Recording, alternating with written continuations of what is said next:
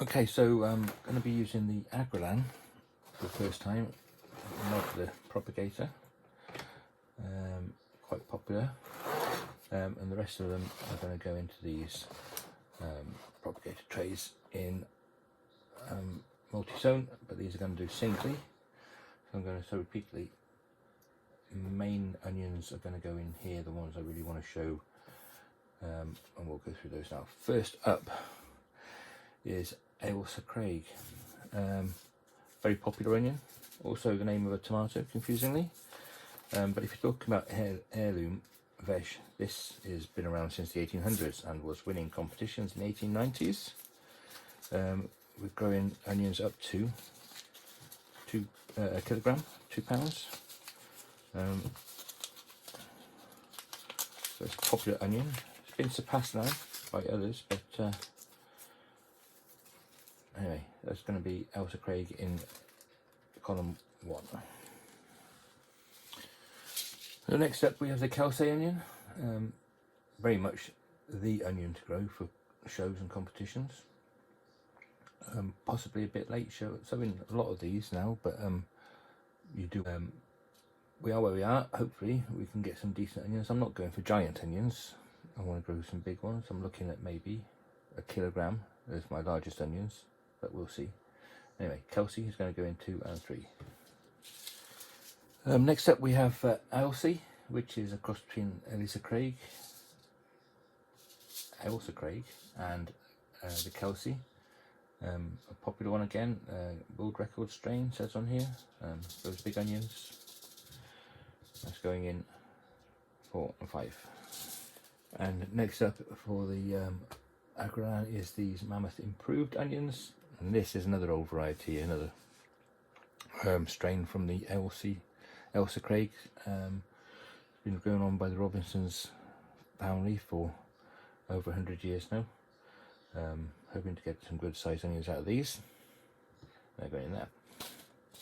So that's the main ones sown now. I'm just going to cover with a bit of this seed start mix, and this is my own blend of seed start mix, which is 2 parts coir, 1 part vermiculite, a 1/4 part of worm compost, and then some micronutrient mineral mix, so that's mainly gypsum and a bit of mycorrhiza, and we'll see how that goes. Remember that this is the only stage where you have complete control over what goes on here. When you start planting out or even putting undercover in the greenhouse, you are open to variations in temperature and outside influences. Well, here inside we've got almost complete control. I've got a grow light but no heating. The room maintains a temperature of around about 14 degrees at the moment anyway. It's not been that cold yet this winter, so we'll see what happens later on. I can always bring a heater in to heat the room. We'll see how that goes. So that's all packed in. Make sure that the seeds have contact. The potting seedling mix has been moistened with a 2% solution of maxi crop plant growth stimulant. Every little helps. We don't need too much nutrients in it because the main nutrients are in the seed itself, but once they get going we want to give the roots exactly what they want. These ones will be pricked out probably into 3cm pots, maybe bigger. 3-inch pots, sorry, not 3 centimeters, 3-inch pots. Later on, I have got some challenges ahead, and that is room, but we'll cross that bridge when we come to it. Also, I need to get my allotment plot sorted out and get the cold frames and cloches in place and the ground prepared by February, end of February. That's my aim for this. Anyway, That's my main onions I'm going to concentrate on for the shows. I've got some other onions I'm going to show now. These next onions are red ones, including some big ones. There's not many classes for red onions in shows, but they are useful in collections where they can add a bit of colour. And in I think a couple of my shows there is an actual class for them, but we'll talk about that later. So just compacting this down a little bit, not compacting, just firming. We want to make sure it's quite loose so the seeds don't have any kind of anything to push up against that might interrupt them. When I sieved the coir compost, that is all that came out of 2 litres of coir. That is just the big stuff, so that's not bad at all, is it? And of course coir is sterile and forms a perfect base for your seed compost. So these are they're overwintering type, so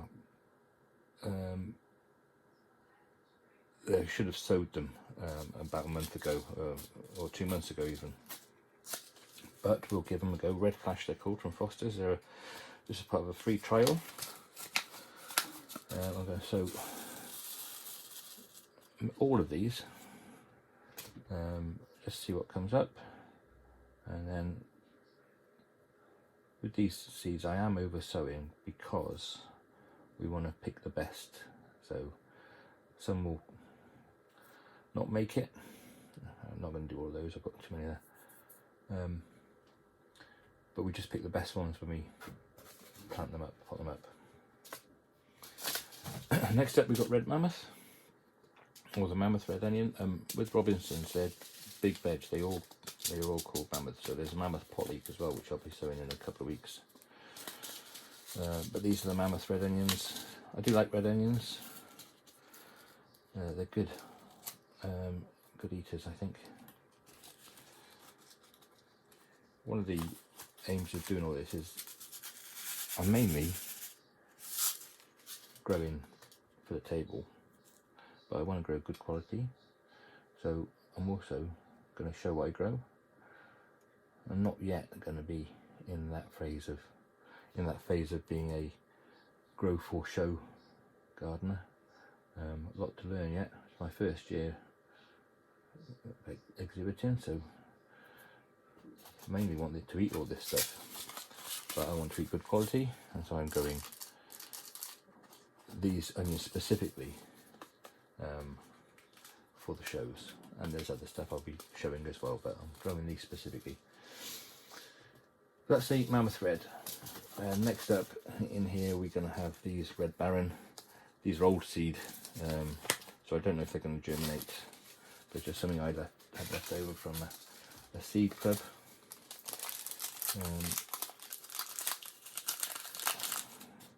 I think they were nice last time I grew them.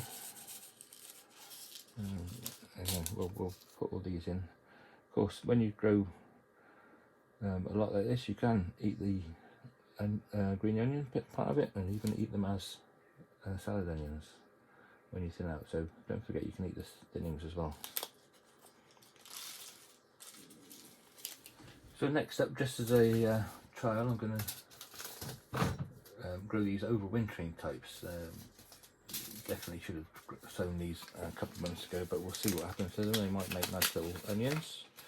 This is Essential Yellow Globe. I've got a couple of these from another pack from Digwell as well. So I'll be growing them again later on.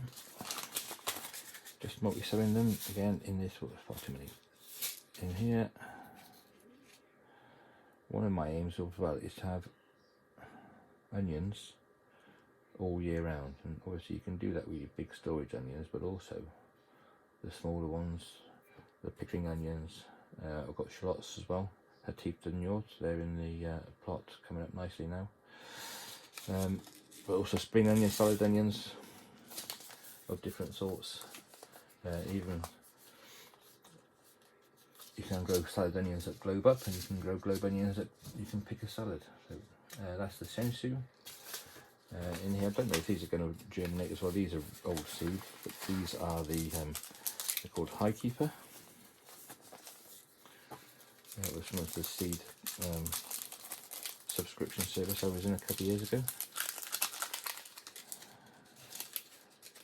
thing is with onions about you get lots of seed. So nothing lost, nothing gained, nothing lost. So these are going in here again. Quite a few in there. Doesn't matter. And then another variety you do see on the show bench.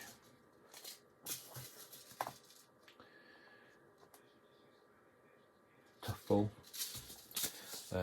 They make a nice smaller onion as well. Again, a bit late sowing these, so but we'll see. It should be right.